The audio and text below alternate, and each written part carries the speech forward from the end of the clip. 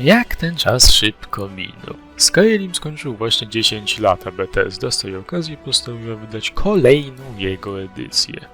Skyrim Anniversary Edition, bo taka jest jej nazwa, jest niczym innym jak płatnymi modami. Tak, Bethesda jest już tak leniwa, że postanowiła posłużyć się fanami, aby sprzedać Skyrima jeszcze jeden raz.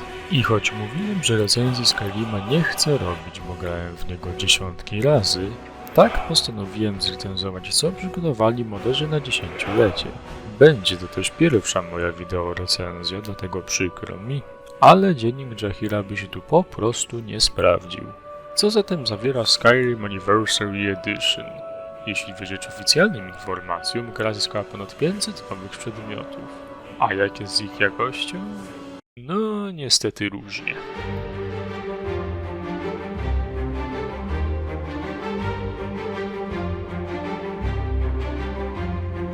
Zanim przejdziemy do szczegółów, chciałbym zaznaczyć, że cały pakiet jest dostępny po polsku. Nowe questy zostały tak przygotowane, aby ich treść gracz otrzymywał w formie listów bezpośrednio od zleceniodawcy bądź kuriera. Tak jak wiadomości od kuriera jeszcze rozumiem, tak zgłoszenie się do NPC-a po zlecenie i otrzymanie od niego listu z tekstem „Trzymaj, nie pytaj, przeczytaj” psuje trochę ich odbiór.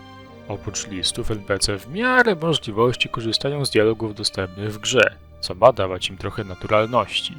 Czasem się udaje, ale częściej efekt wygląda tak. Oczywiście. To niczego nie zmienia. Co? Nie! Mam w to niby uwierzyć? Mówi prawdę.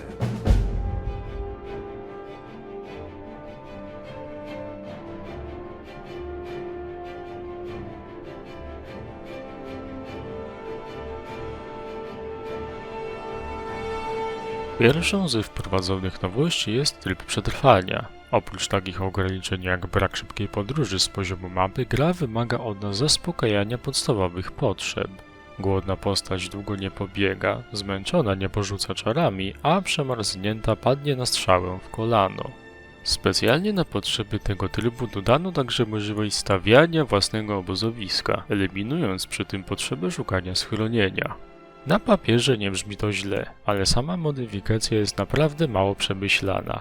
Nie dość, że brak szybkiej podróży pomiędzy mniejszymi lokacjami przez, jakby nie patrzeć, naprawdę sporą mapę zabiera strasznie dużo czasu, to jeszcze w połączeniu z bardzo mroźnym Skyrim oraz postępującym paskiem głodu jeszcze ten czas wydłuża, zniechęcając do dalszej gry. Może byłoby to jeszcze do przetrawienia, gdyby nie to, że żeby nakarmić postać do syta trzeba oskubać niemalże cały dobytek karczmarza. Ja naprawdę nie rozumiem, jak to jest, że po zjedzeniu 20 serów, 5 chlebów i po 10 piwerkach moja postać jest nadal głodna. A może to jakiś nowy build pod masę, żeby zgniatać smoki pod swoim ciężarem, co? Także ostatecznie tryb przetrwania poszedł w odstawkę, inaczej nie wyrobiłbym się z recenzją do marca przyszłego roku. Oprócz przetrwania gra daje nam również możliwość łowienia ryb, które możemy później hodować w akwarium bądź gotować. I to jest chyba najgorsza rzecz, jaką ma cały Anniversary Edition. Cała mechanika łowienia jest zrobiona bez jakiegokolwiek pomysłu i ogranicza się tylko do pójścia w odpowiednie miejsce, zarzucenia wędki i czekania, aż ta zacznie wierzgać. Bardziej niejako się tego zrobić nie dało.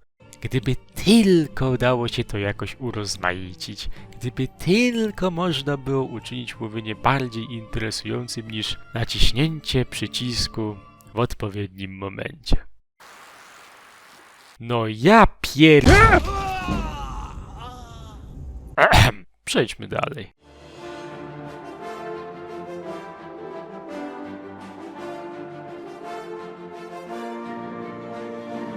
W końcu Anniversary Edition to przede wszystkim nowe przedmioty. Większość z nich to alternatywy już istniejących pancerzy, ale znajdują się tu także takie nowości jak plecaki podnoszące udźwig, rękawice dla pięściarzy, nowe bronie, strzały, zaklęcia oraz wiele reliktów znanych z poprzednich odsłon dostępne po ukończeniu nowych zadań.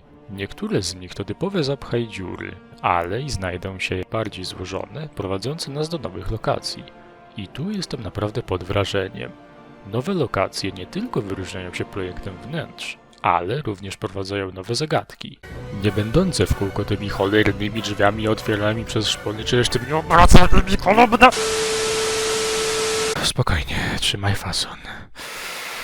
W trakcie rozgrywki możemy nawet odwiedzić Deadlandsy, gdzie czekają na nas kolejne relikty, jak i zaklęcia.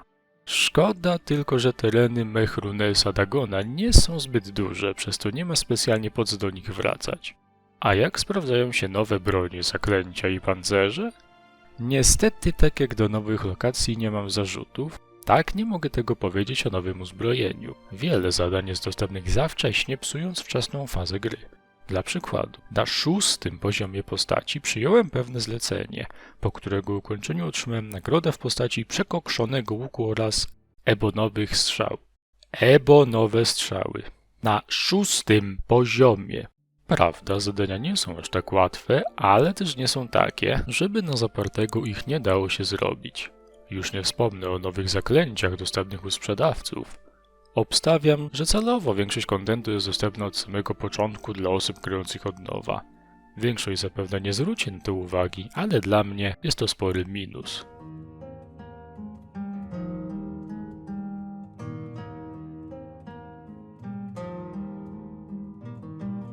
Wśród nowej zawartości znalazło się także kilka nowych domów. I co mogę powiedzieć, są po prostu prześliczne. Każdy jest na swój sposób wyjątkowy i każdy z nich posiada także dedykowaną komnatę pełną manekinów, stojaków oraz gablot na rynsztunek. Idealny dla kolekcjonerów, takich jak ja. Wśród domów znalazła się także farma, na której możemy zatrudniać pracowników oraz sadzić rośliny, co nie tylko zaopatruje nas w złoto, ale również w składniki alchemiczne zbierane automatycznie. Bardzo przyjemny dodatek. Czy zawartość jest bez wad? Oczywiście, że nie. W końcu do Bethesda. Wiele domów można odblokować za darmo, przez to kupno domów z podstawki się nie opłaca. Po co wydawać kilka tysięcy na domek, który trzeba jeszcze umeblować, skoro za ubicie wampirów dostajesz w spadku w pełni umeblowaną willę rozmiarów nawet 2 tawern? Nie mogło się także obyć bez niedoróbek. Gabloty, jak przystało na Skyrim, nadal nie działają. W większości domów fizyka rzuca ozdobami, manekiny zmieniają pozycję i duplikują przedmioty, zaś uchwyty lubią gubić broń. Gdyby nie te bolączki, mógłbym naprawdę polecić te domki, ale po co cokolwiek naprawiać, co nie? Nowa zawartość pozwala nam także powiększyć rodzinę o zwierzęta. I wiecie co? Zmieniam zdanie. Łowienie nie było najgorsze. Było mało rozwinięte, ale przynajmniej czemuś służyło. Podczas gdy posiadanie zwierząt uważam za bezużyteczne. Jeśli odeślecie je do domu lub miasta, stoją w miejscu jak czarownica na stosie, a jeszcze nie daj todzie. Przypadkiem odeślecie je do jednego domu, co jeszcze zablokują wam przejście. Generalnie nie polecam zbierania ich wszystkich. Zajmują tylko miejsce, a pożytku nie ma wcale.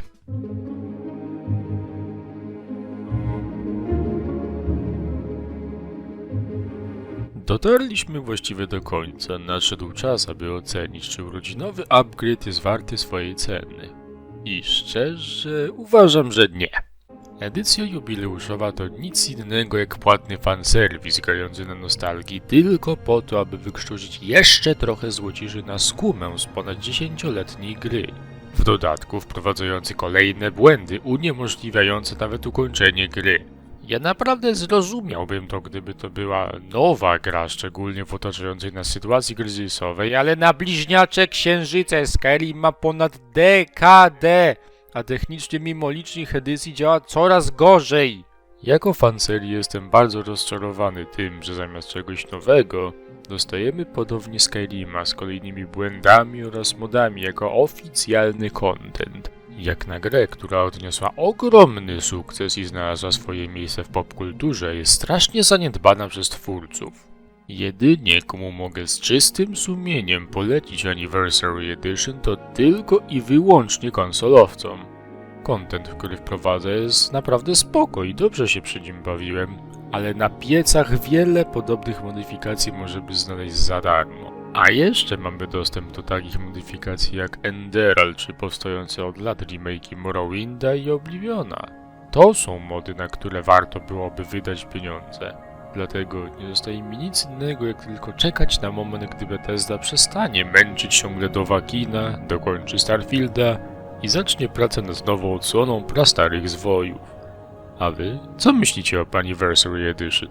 Dajcie znać w komentarzach, a ja się z wami żegnam.